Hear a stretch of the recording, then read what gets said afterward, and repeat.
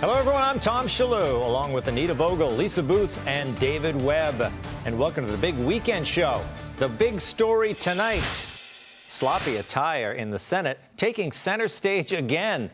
And the issue over the dress code on Capitol Hill is setting up a fight among Democrats. This week, Senator Joe Manchin is set to issue a bipartisan resolution that would bring back the Senate's dress code after Senate Majority Leader Chuck Schumer relaxed the rules last weekend. And it turns out it's harder to get into a swanky New York City restaurant than it is into the Senate chambers or even a meeting with Ukrainian President Zelensky. A New York Post reporter went to a couple of spots dressed like Senator Fetterman. Check it out.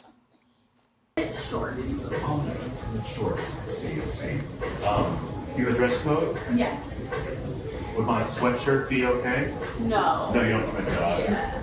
So nothing I'm wearing is okay? Yeah, if it's athletic wear and shorts. Do you ever allow anyone with athletic wear and shorts in? There's a United States senator that dresses like this. Yes, and he would not be permitted. He would not be permitted here. Right. You know what I'm talking about, John. No, I don't, but we've turned away guests You've turned for away being improperly dressed regardless of their occupation. Okay, that was a kind of a swanky restaurant. And the guy, I actually think the guy, Lisa, looked a little better than Fetterman, didn't you? He did. It looked like a tailored sweatshirt. It was a little more form-fitting. You're right. Well, yeah, I mean, how sad is that, you know, swanky New York restaurants are like, you look like a bum, get out of here. But then the Senate, it's absolutely fine. It's supposed to be representative of the rest of us in the country, and this is supposed to be fine. But, you know, look, Democrats have taken a wrecking ball to all of our institutions, any normalcy left in the country. So I guess why not the Senate? You know, why not do this? But what I think is really, really sad about all of this is it's symbolic of the decline of America. We no longer strive for excellence as a country. We're no longer merit-based. We no longer have any pride. Nothing works. I fly every week. Planes don't take off on time. Nothing functions anymore. And so I think this guy is reflective of that. And it's sad. It's like we no longer have any pride as a country anymore. Decline and fall. David, you have a lot of pride, and you're a natty dresser, I'll say that. But do you think that this is, I mean, we have lost respect for our institutions, but to be honest, you know, Lisa has a point. I don't respect most of these people that walk around these hallowed halls of Congress. Right. So if I don't respect him, the fact that he doesn't respect himself or the body, it's not surprising, is it? Yeah, look, this is no longer the world's most deliberative body. I call it the Club of 100. That's it. Most of them go there to die. They stay there until they get their 24 hours in the rotunda or some form of honorarium. When you look at the ages, the average ages, the time in service, top one, of course, former senator, now president, 1973. Where are we now? 2023. But look, to the point of no respect for them, that's us within the country. Here's another perspective outside the country, other world leaders, other senates, parliaments, presidents of different nations. When they look at this, what do they think of America? Because this is supposed to be our representation. It's pathetic. Yeah, by the way, this thing between the Democrats over laws or rules and whatever, it's more like a slap fight in the UFC. It really means nothing. They're just trying to reposition themselves. Schumer didn't read the room. And suddenly they realize everybody's really just laughing at them for the jokes they are. Because it's a Democrat who's going to go back on it. And he's going to get probably, I'm assuming he's going to get the resolution that he wants, and they're going to go back to the way it was. Probably it was a mistake. Anita, the thing is, that ship has kind of sailed. Let's look at the, we've got a little graphic here that shows that most workers do not wear professional attire. 3%, I was surprised by that number. 3% wear professional attire? Yeah, suits are gone. I mean, where do they even wear a suit anymore? I mean, you know, my husband used to wear a suit years ago. He's not wearing one anymore. And not even in banks. I mean, maybe law offices. I don't know.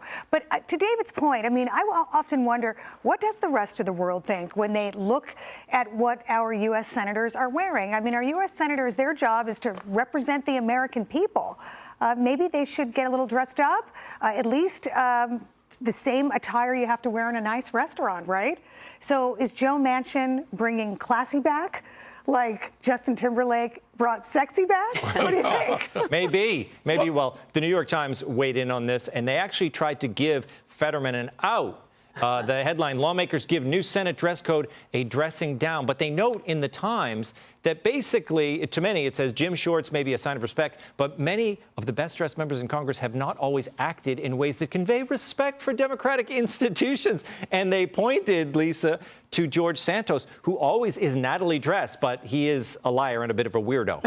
He is sharply dressed, though, so we have to give him that. He's a sharply dressed liar. Look, I also, it's totally performative, too. I think that's what really bugs me about John Fetterman as well. I mean, this guy mooched off of his rich parents till he was in his 40s. So it's totally, he's not a man of the working people. It's totally and if anything, I would find it offensive that that's what he thinks working, people dress like and look like. They, you Americans have more pride in their jobs than this guy does. But, as a Republican, we lost to him. Right. So that we have to recognize the fact that somehow we lost to this guy. Part of that was Doug Mastriano, I think, lost by 15, points in the gubernatorial race. So the down ballot suffered and Dr. Oz suffered as a result. But we lost to this guy. Yep. So, we also have to figure out that because if this guy can manage to get to the Senate, then anyone can. Yeah. So let me try some job requirement approaches here. The Senate, a suit and tie. By the way, spectators still have to dress appropriately. If you have a job in America, a blue-collar job, and a hard hat's required for safety, among other things, do you wear a baseball cap? I mean, think about it in simple terms. And it's an insult, by the way. I know a lot of blue-collar workers who would never dress like that walking into a restaurant or walking into the Senate because they have more self-respect. Their jeans will be nice and clean if it's jeans. Their shirt will be buttoned, whatever it is, shirt, collar, no collar. So he's actually insulting the American people who have a better sense of propriety and when to dress and where to dress appropriately, no matter. I thought it was interesting, in The Spectator, Stephen Miller, he made a point. He said, basically, like you said, the dressing down that he does, it's cover for, he's got a lot of cognitive problems. This is a guy who can't complete a sentence without the help of a computer. In fact, I'm wondering if underneath all of that hoodie and stuff, he doesn't have some kind of devices that are helping him at all times, because he really has trouble, and he's never revealed the kind of cognitive issues that he has. He tried to play it down, Anita. I remember during the debate, he denied that he had a serious stroke. We know he had a serious stroke. So is this all cover for his medical condition? Yeah, I don't know. That's a good point. We don't know. But you asked me, where do they wear suits anymore? Right here. You and David are wearing suits, and you look very nice. By the way, something about this, to the question you asked, Anita, I want to add. Okay, whether it's cognitive, whether it's related to the stroke, whether it's performative, think about it. Whatever the cause, right? We've got Mitch McConnell freezing up, Dianne Feinstein, all of them.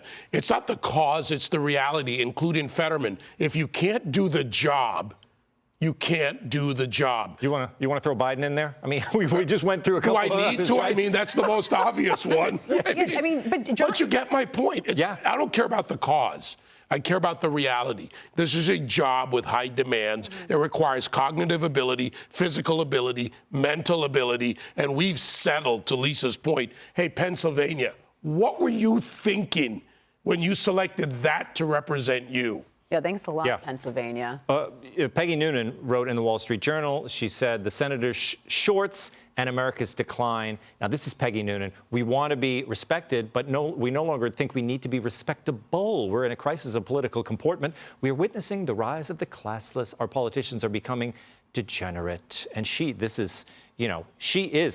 classy. She's a great speechwriter. She gave us the 1,000 points of light. I agree with what she's saying, but I must say, that ship has sailed. We don't live in Peggy Noonan's America anymore. We are ruder and we're cruder, and we have AOC in Congress. So I would vote for a guy in a hoodie who was running against AOC. So am I a hypocrite for making fun of this guy? Because I don't care what you look like. I care how you vote. But see, I care about authenticity.